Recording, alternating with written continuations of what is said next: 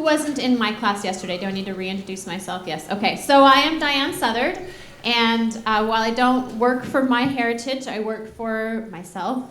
I am the founder of a company called Your DNA Guide, and this is what I do. I travel all over the world and lecture about how to use DNA in your family history, and I'm an author, write a lot of articles and different quick guides and things like that. But this is what I love to do. I love to teach, and I love to kind of bring those little light bulb moments, right? So hopefully all of you will experience at least one of those in the next 45 minutes that we have together. If you have questions, usually I like to just take questions throughout our little session, but since we only have 45 minutes, I am going to try really hard to leave some time for questions at the end, because it's one of my favorite things, is the question part at the end. But if we don't, you can make note of my website here, and you can always contact me through that if you think of questions later. So it's just yourdnaguide.com.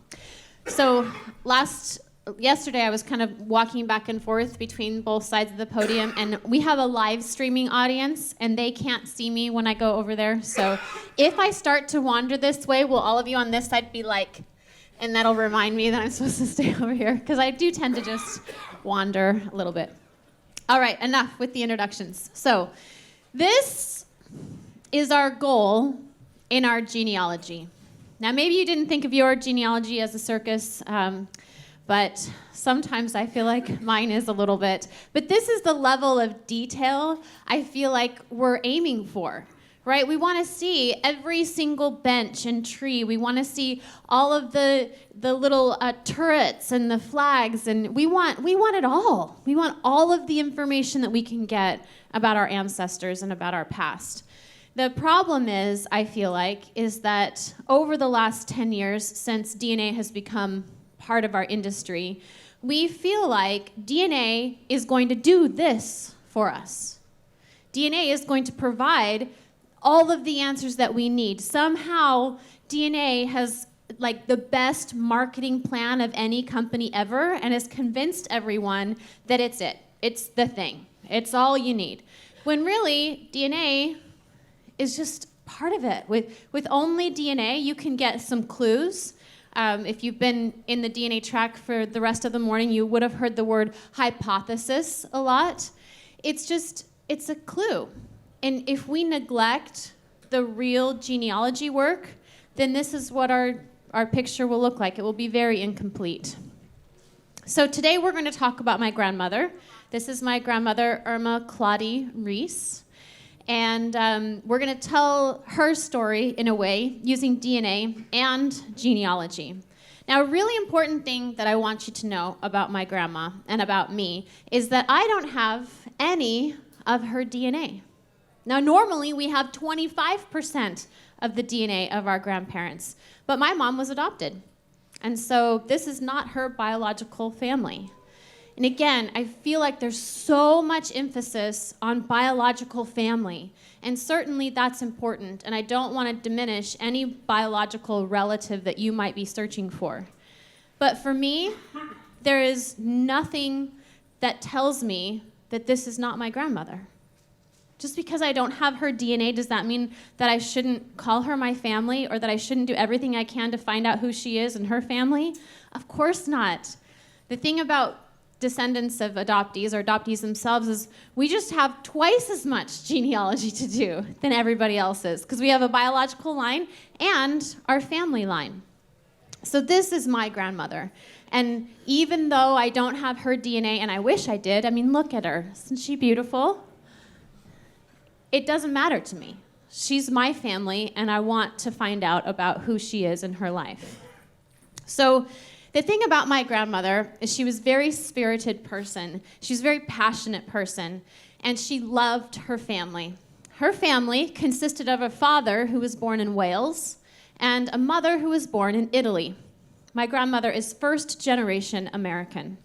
So she had this very split ancestry growing up, which she was very proud of. She was proud of her Welsh heritage, but she was really, really passionate about her Italian heritage. And that was probably because her Italian grandmother lived down the street from her growing up, and that's where she spent most of her life. Where she never met her Welsh grandparents, she basically lived with her Italian grandmother. In fact, she spoke Italian until she was 5 years old. She understood English, and she could speak it a little, but mostly she just spoke Italian with her grandmother, who didn't speak any English. In fact, the first fight she remembers her parents having was her father demanding that her mother speak English to her because she was going to school, and she needed to speak English with the other kids. And her mother said, she speaks English just fine. She can talk however she wants. And my grandma always felt like that was really important, that her mom had stood up for her. So if we look at her Italian heritage, she came from this little tiny town called Traversella, Italy. And she always used to say, that's where I'm from. I'm from Traversella. It was way up in the Alps. That's how she used to talk about it. She used to talk about her grandmother with such affection and repeat stories that her grandmother told her about living in Traversella. And though my grandmother never visited there, I don't think she felt like she hadn't, because she knew so much about the place and about the people who were there. So this is the immigration record for my grandmother's mother. And if we zoom in on it, you can see right there that top line, Ermenegilda Tibi. That was her grandmother. Right below that, you can see her mother, who is Dominica Frenza. And then over here, oh, sorry, one more over. This screen is a little bit not as wide as I wanted. You can see up at the top where they're heading to, where they're going. And it says Roslyn, Washington is where they were going. And if we scoot over a little bit further in the record, we can see why are they going there. They're going to see her husband, Mr. Martin or Martino Franza. So her grandfather, Martin, was a miner. And that was the trade that they had all learned in Traversella. And then, through word of mouth, they learned that there was a booming mining trade in Washington State. And a lot of people from that area moved to Washington State. So Martin moved ahead of his family. He sent for them. They had stayed in Italy because my grandmother's family was there, and they had a lot of kids, and one of the sisters was very sick. And so I can see in the records that they actually came to Washington just months after that sister had passed away. So she stayed there to take care of her, and then they came to Washington to be with their family. The problem is, my grandmother, who was born in 1913, passed away before MyHeritage had a DNA test available. But thankfully, I had my grandmother DNA tested at another company, and because of the transfer process at MyHeritage, I was able to take the DNA from this other company and put it into MyHeritage, which is a huge, huge deal. Without that ability to transfer, I would never be able to do any kind of DNA research at MyHeritage. So I'm really, really, really grateful that they made that available to us. So I did transfer my grandmother's DNA. However, transferring is not the best way to go. It works, and it was free at the time that I did it. And even now, you can transfer your results into MyHeritage for free, but you do have to pay a fee to kind of unlock the features. And if you're going to pay the $29 fee, you might as well buy the $49 kit. And it's better to buy the kit because every time you physically test, the company acts as a DNA banking service. They're holding on to your DNA because, I don't know about you, but I don't know what the future holds. Maybe if you went to the panel discussion yesterday, the future of DNA, maybe you were able to gaze into that crystal ball a little bit. But really, we don't know what's coming. And there may be a really great new test that comes up in the next 10 years. But if your physical DNA is not at the company, they won't be able to test. So testing physically is always better than transferring. It's also better because when you transfer, the company has to do something called imputation. Now, yesterday we did the big cool science talk, but I couldn't help but wiggle just a little bit of cool science into this talk. This is what imputation is like. So I bet all of you can read that sentence even though there's a lot of letters missing, right? Brains are amazing because they can fill in the blanks. Can you guys see how that says that, even though it doesn't actually say that? This is imputation. So when my grandmother was tested at a different company, well, they test most of the same locations as MyHeritage. They're not all the same. So when the data comes to MyHeritage, it looks like this to them. And MyHeritage has to go in and fill in all those extra letters. Now, it's pretty easy to fill in the letters most of the time because, well, there are established patterns in DNA, but it's not perfect. So testing is always better than transferring.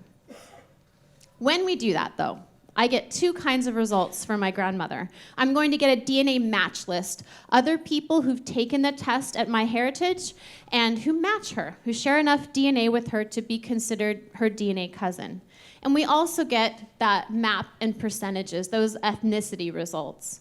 So these are my grandmother's ethnicity results at MyHeritage. Now remember, she's half Welsh and half Italian. So if we zoom in and look at her ethnicity results, we can see that Irish, Scottish, and Welsh, we've got 42%. Italian, we've got 32%.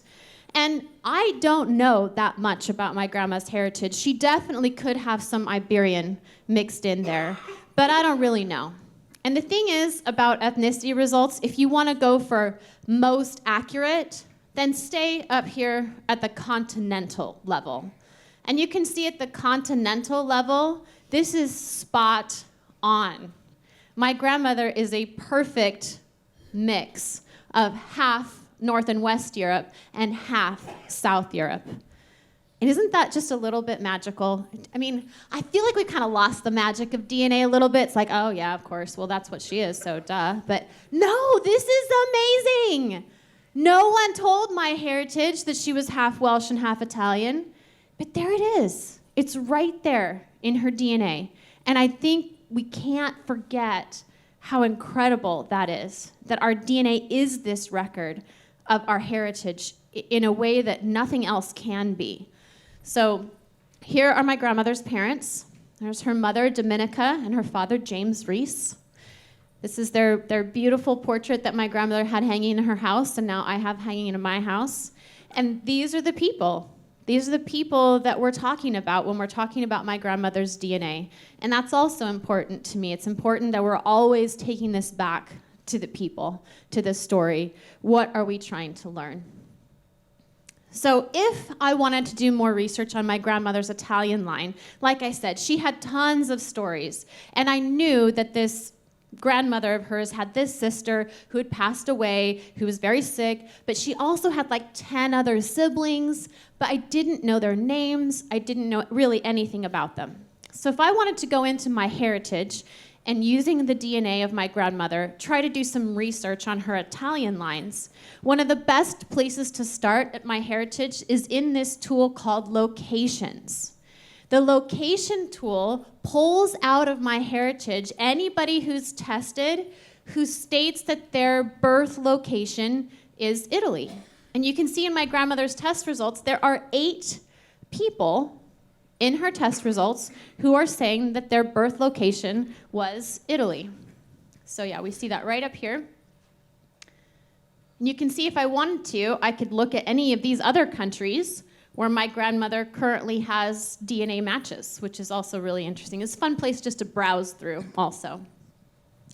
So if I click on that Italian list, I would get people like Sarah down here. And you can see Sarah right here. You can see that little Italian mark. So that would show me Sarah. But who it misses is Alberto, because Alberto hasn't said in his MyHeritage account that he's from Italy. But you can kind of tell from his name.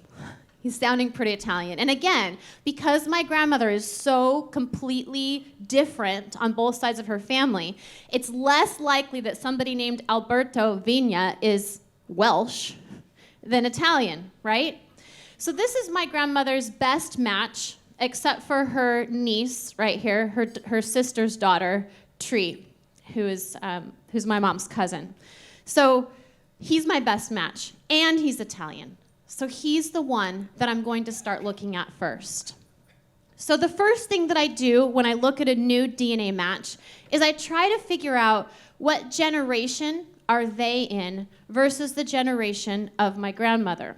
Because the goal is to know which generation in Alberto's family chart holds our common ancestor. That's what I want to know.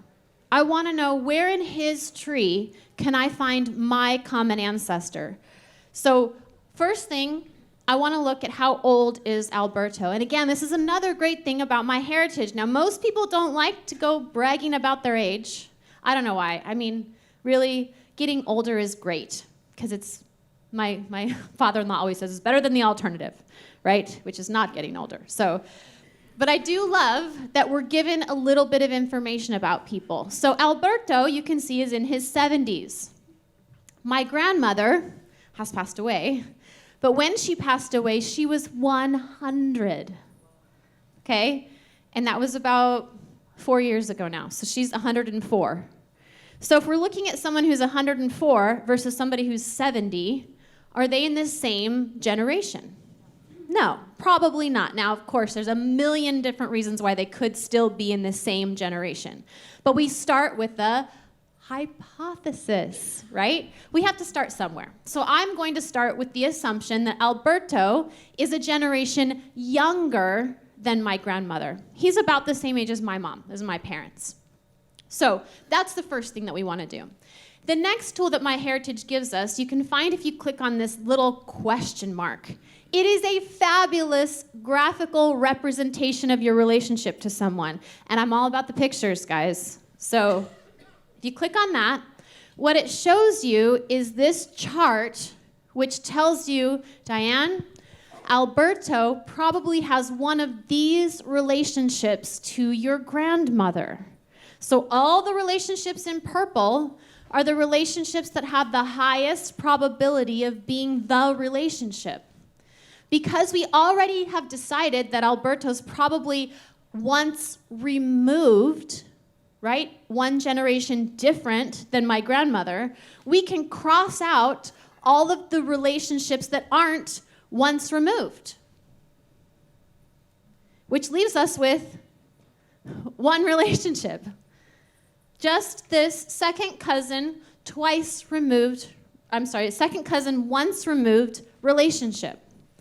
Which means that my grandmother in green over there, her great-grandparent is going to be Alberto's 2 times great-grandparent. Whew. It's tricky, right, to follow all of those removes and relationships. But it helps if you just map it out like I've done here. You've got yourself, your parent, grandparents, and great-grandparents. Great-grandparents make second cousins. But he's second cousins once removed because he's a generation younger. Just a simple question. What means removed? So what means removed? Exactly. So if you think of your first cousin, does everybody have a first cousin in mind? Okay? Your first cousin's child is your first cousin once removed. Okay? Okay, so that's what we're talking about here. So Alberto's parent, right here, would be my grandmother's second cousin. But Alberto's parent wasn't tested. Alberto was tested, and he is the second cousin once removed. Okay? It's tricky, but it makes a big difference to help lay out in your mind beforehand, what are you looking for? In order to figure out my grandmother's relationship to Alberto, I need to know 2 things. I need to know who is my grandmother's great-grandparents and who is Alberto's 2 times great-grandparents. Right? And I should find among those people a matching couple. Okay? So, also to help us verify that we're looking in the right generation is the total amount of DNA that's shared. So Alberto and my grandmother share 128 centimorgans of DNA. We measure relationships in these things called centimorgans. And sometimes they're really, really helpful, and sometimes they're not really, really helpful. And we're going to talk about all those possibilities, and we've talked about them a lot this morning also, so hopefully we're going to get it down. But this is the tricky thing about centimorgans. The same amount of DNA can equal a lot of different relationships. So for example, if some people share 35 centimorgans with each other, you could share 35 centimorgans with all of those people in my picture. Are you going to have the same relationship to all of those people? Are you going to have the same relationship to the older man as you do to the little girl? Probably not, right? And the fewer number of centimorgans you share with someone, the more relationship possibilities there are. So knowing the total amount of DNA is just a clue. It's just a hint to start you looking in the right direction. We have this guide, and this has been talked about already today in the DNA track, but Blaine Bettinger, who spoke earlier this morning, he helped create this, what we call the Shared Centimorgan Project. So this was just a survey that was taken of all of us, our genetic genealogists who've done a lot of DNA research, and said, how much DNA are you sharing with your second cousin? And people reported that information so that this table could be made that shows us about relationships to other people. So for example, my grandma and Alberto share 128 centimorgans. And remember, we decided that it was most likely they were second cousins once removed. That's because second cousins once removed share, on average, 123 centimorgans, but the project saw people who shared 0 centimorgans up to 316. This range at the bottom helps us understand how totally random DNA inheritance is. Second cousins once removed can share no DNA, or they can share 300 centimorgans, and you just don't know. So we use the averages to get us going, to get the ball rolling, and then we have to do more research to actually figure out relationships. So Leah, last hour, Leah Larkin and Johnny Pearl, who's here in the front row, they developed, based on the Shared Centimorgan Project, this fantastic tool of probabilities to help us put some numbers on these relationships. So at 128 centimorgans, you can see here at the top, I've put in 128 centimorgans into the tool, and then the tool spits back at me, okay, if you share that much DNA, we think it's 48% likely that you have one of these relationships. And again, there's a lot of possibilities. There isn't one answer. But we used other information, namely the age of Alberto and the age of my grandmother, to narrow down those choices to the one we felt was most likely to start with. And you can see that's right there, that second cousin once removed right here. Okay? But here I've circled all of the relationships in that top tier. The thing about DNA, though, is that you can really have any relationship that's not these are all the relationships that are possible. So while we're going to start with the idea that Alberto and my grandma are second cousins once removed, they could, genetically speaking, have any of these relationships. That's why DNA, while it's very helpful and it's giving us clues that we've never had before, it's actually sort of a terrible record, guys. Right? What kind of record gives you this many possibilities? Right? So you have to realize that. Like I said, I feel like we put DNA up on this pedestal. It doesn't deserve it. Okay? It really doesn't. So if we're going to go with this idea, the best thing you can do is get a second opinion. Don't ever trust one person against another person, because they could share 0 centimorgans or 300. So the more people that you test, as Blaine was talking this morning with his DNA testing plan, the more people you test who are descendants of your ancestors that you're researching, the better off you're going to be. Now, my grandmother did actually have 3 siblings, but all of them passed away before any DNA testing was available. So I could only test my grandmother. Now, we did test, as I mentioned, my grandmother's niece, Tree Rylance, right here. And you can see with Tree, my grandmother shares this 1,600 centimorgans because she's a niece, right? Here's Alberto, and here's how much DNA Tree shares with him, 55 centimorgans.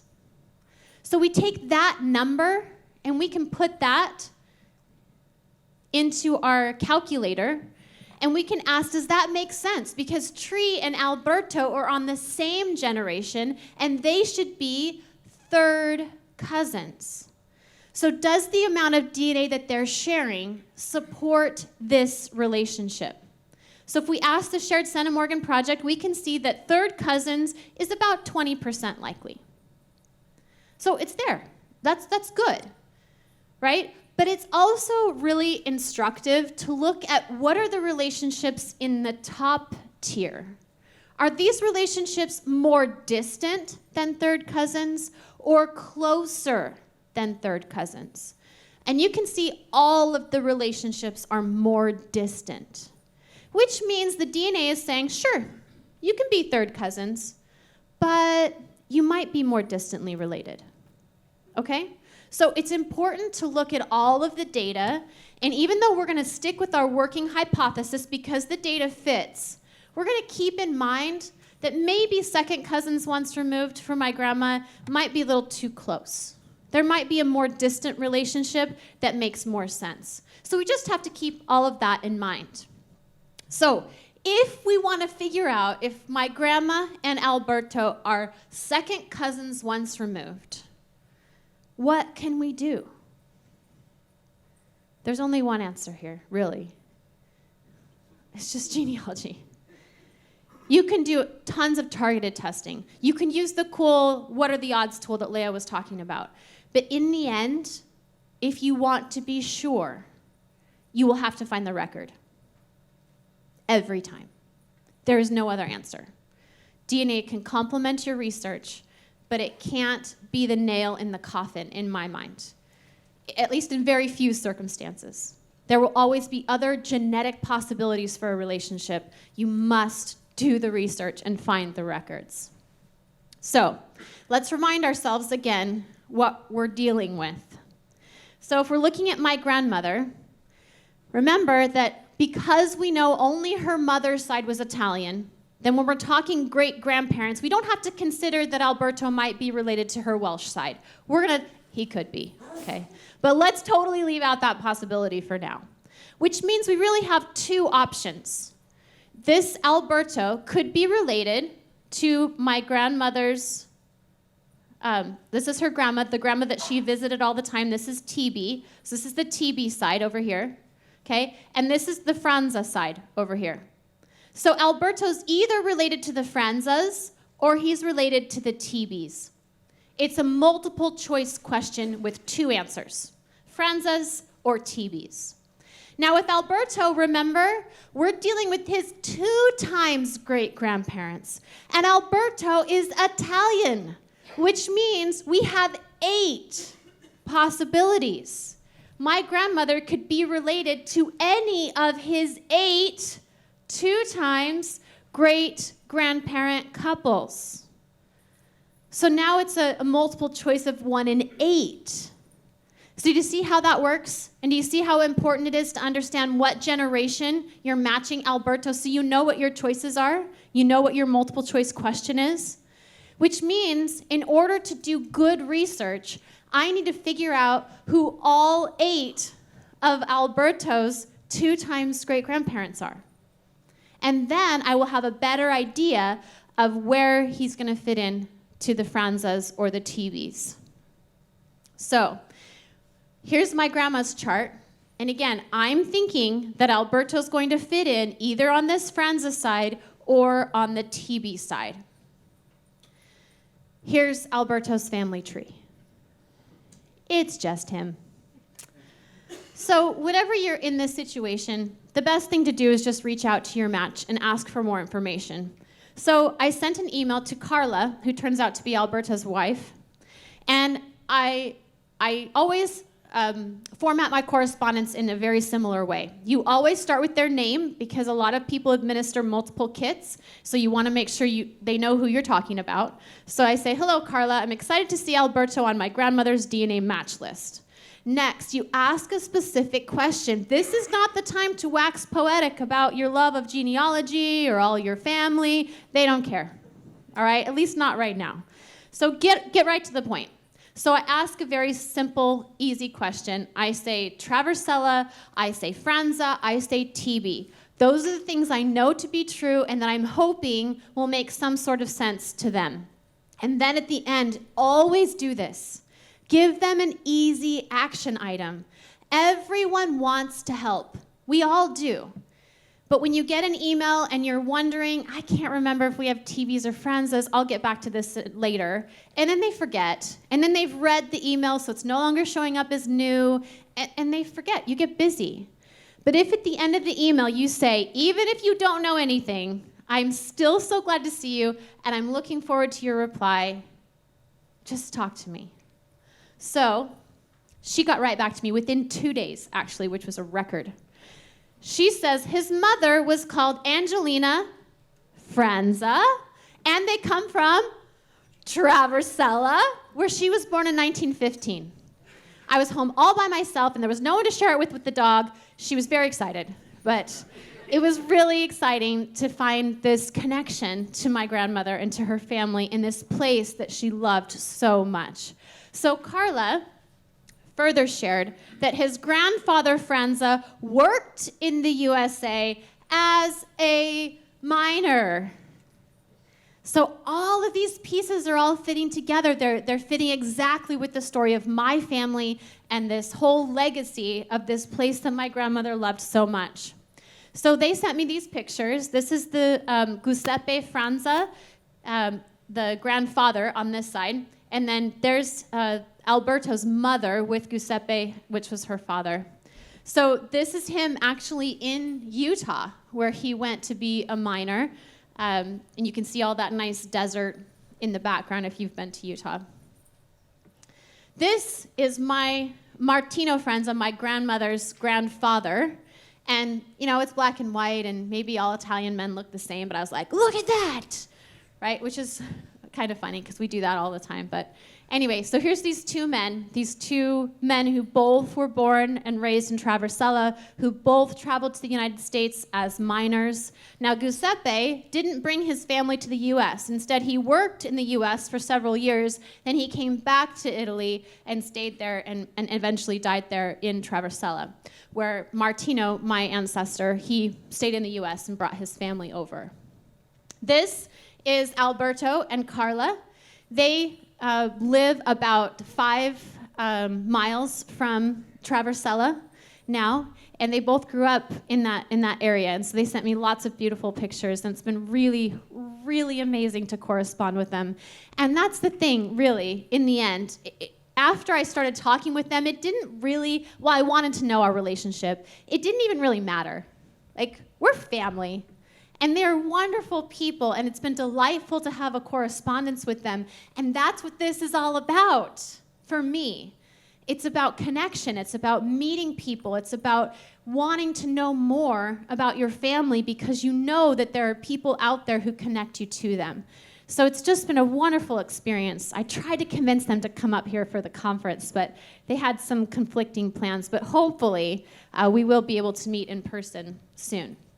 So as we began corresponding, they did share some family tree information that they had for Alberto. So this is the family tree that they had. I don't know what program they're doing. I tried to encourage her, why don't you go put all that into MyHeritage so it's easier for me to look at. But this is what we got. So this is how it goes. So Alberto's mother is Angelina down here, okay? And then, of course, there's Giuseppe with his awesome picture there in Utah.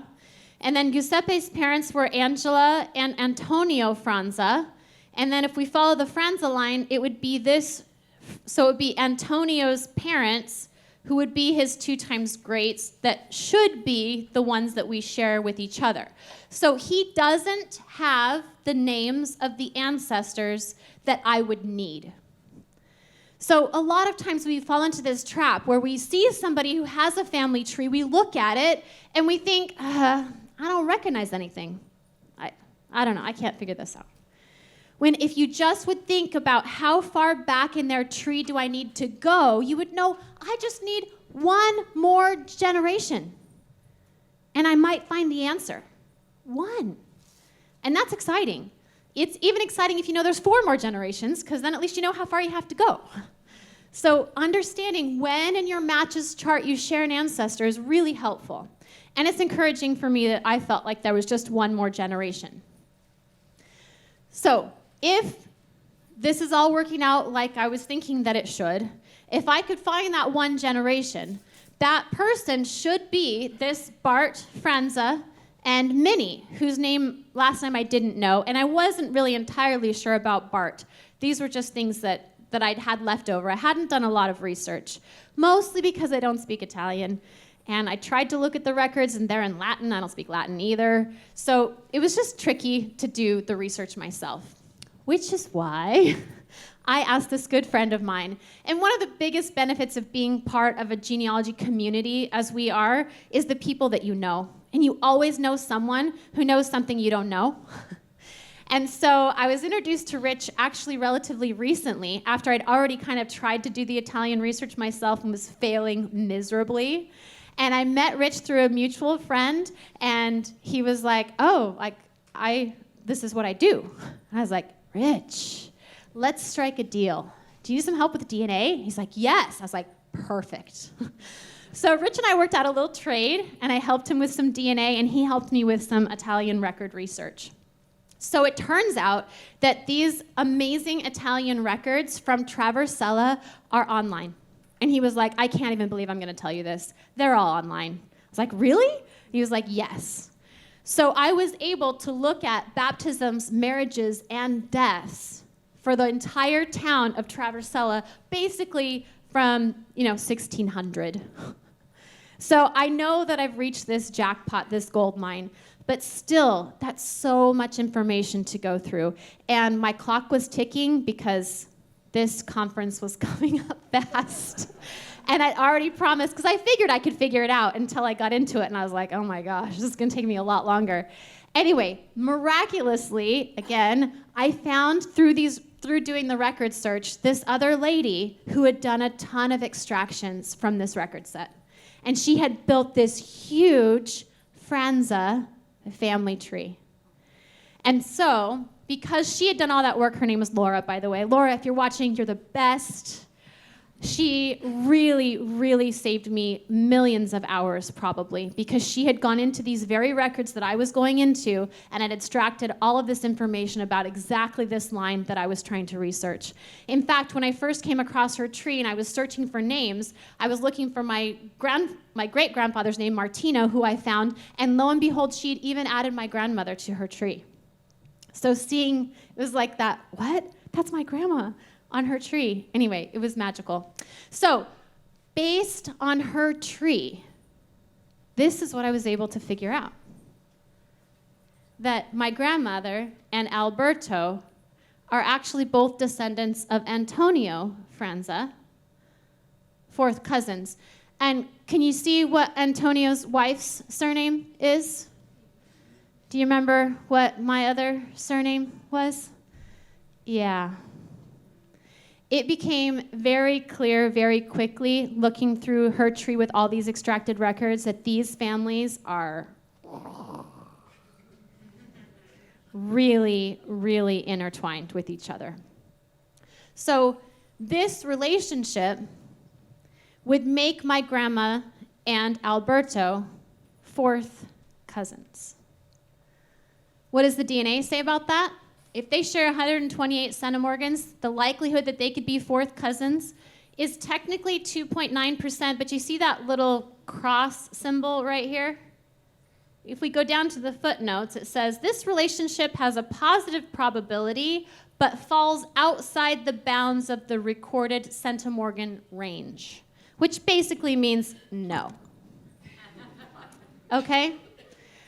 So, if that's the case, what we've encountered is a problem with centimorgans. I feel like it's raining on our centimorgan parade. And I feel like this is happening more and more as we get more data and more people are using centimorgan data, is we're learning that it's not perfect. And that these are just hypotheses that we test and we learn from. So I want to talk about a couple problems, known problems with centimorgans. First of all is this idea of multiple relationships. So it's easier to see in this relationship that I'm going to explain, which was from a client of mine. So this was her question. She's tested her sister to determine this question. Is my father my sister's uncle? So basically we're talking two boys, two brothers. Jen, my client, is a descendant of one, and her sister is a descendant of the other. So they're both half-siblings and first cousins. So the mother is the same. So the mother has a relationship with brother A, has a child, has a relationship with brother B, and has a child. So that's what Jen is wondering. Is my sister my full sister, or is her father my father's brother? All right? So if they are half siblings, they would share about 783 centimorgans. If they are first cousins, they'll share about 874 centimorgans. These are numbers from that shared centimorgan project I was showing you, just averages, okay? The thing about DNA and relationships like this, it's just additive. You just add these numbers together. So if they're both half-siblings and first cousins, they should share about 2,667 centimorgans.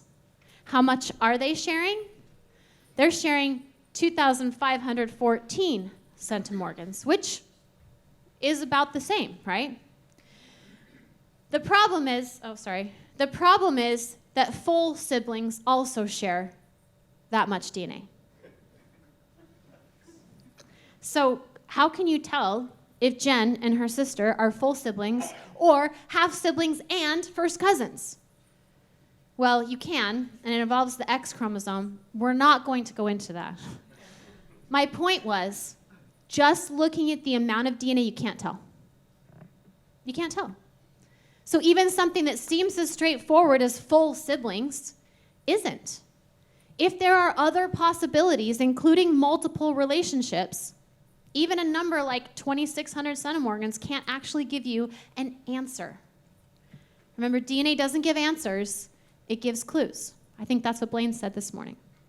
So multiple relationships. There's also an issue of endogamy.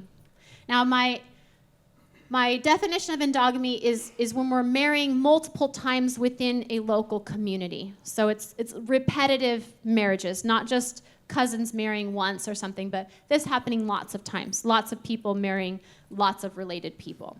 So this happens a lot in Jewish communities. It happens a lot in some small towns in America, for example, really small towns anywhere. So I want to talk a little bit about how endogamy works, and we're going to do that using licorice, of course.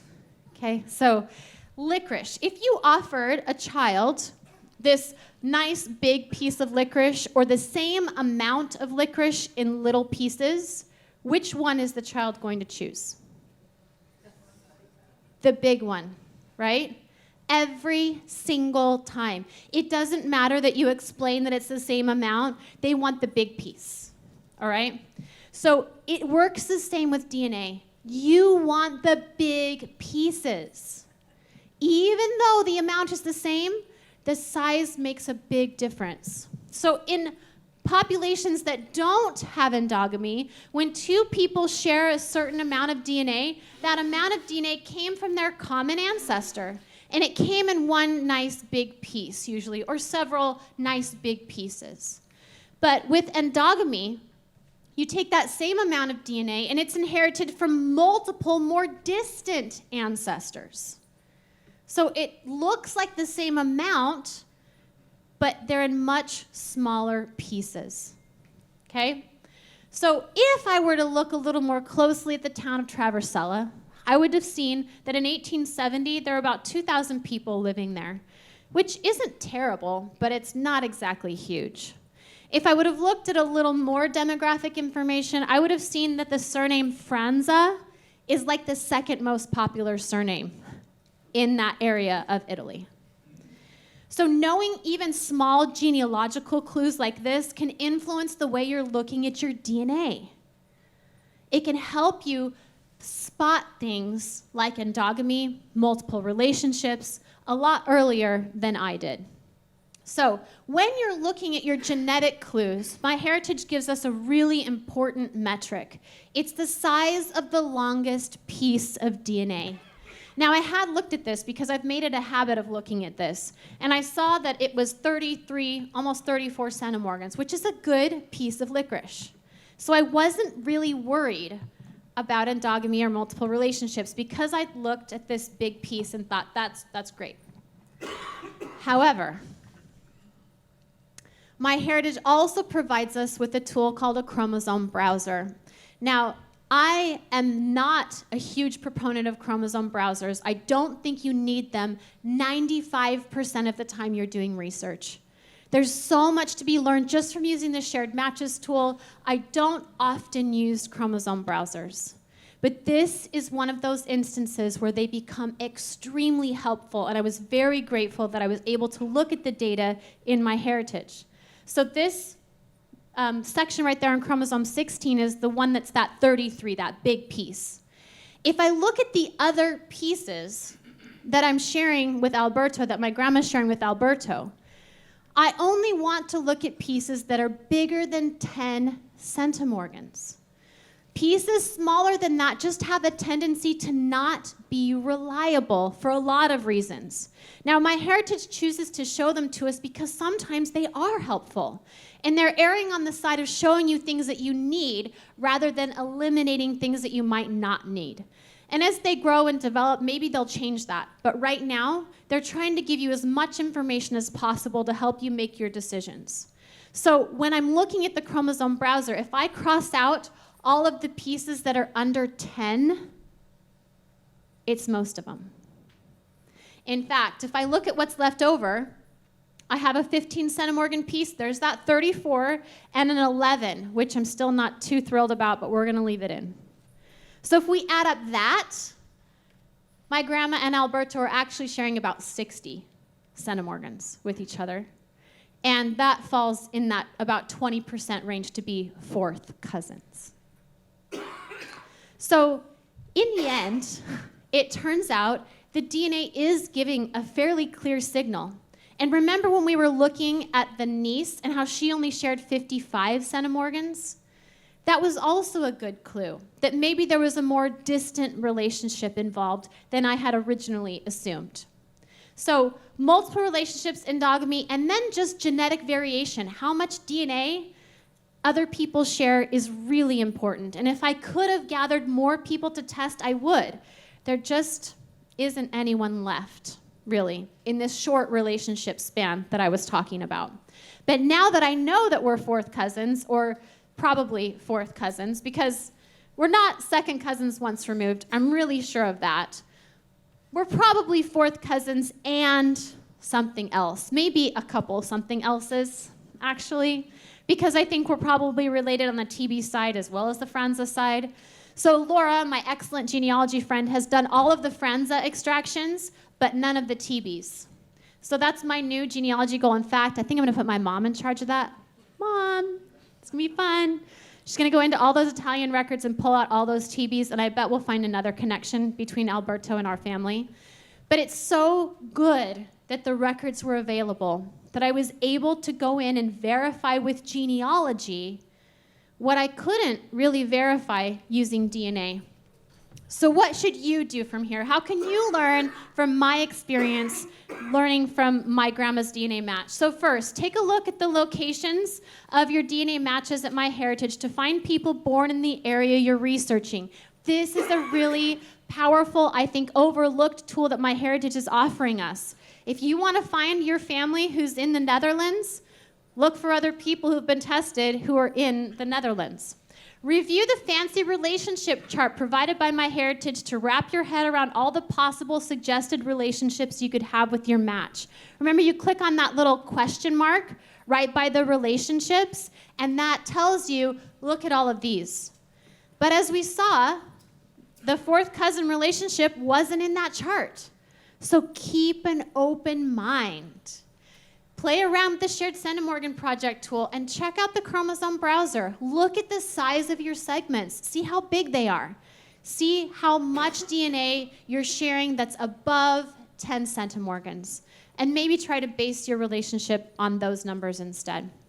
So it's a lot of looking around. It's a lot of doing a little bit of genetic research, but it's a lot of genealogy.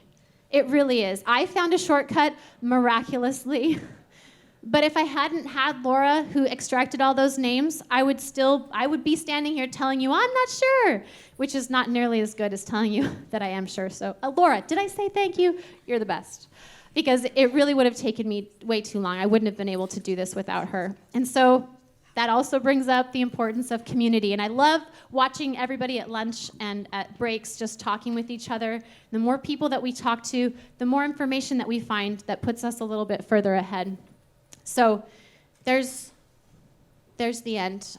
If you want to sign up for my newsletter, we do that once a month. You can just sign up right there on yourdnaguide.com/newsletter. It is time. It's not time. Ding. Do we have time for questions? I can't remember what time I was supposed to be done. No, we're good? Okay. That's what I thought. Okay, so we're done. If you have questions, you can come up. Thank you.